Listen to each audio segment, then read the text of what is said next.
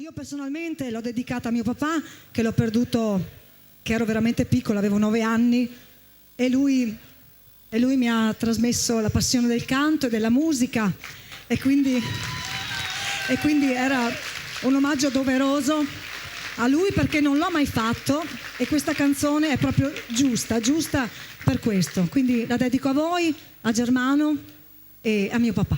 La campana. Grazie.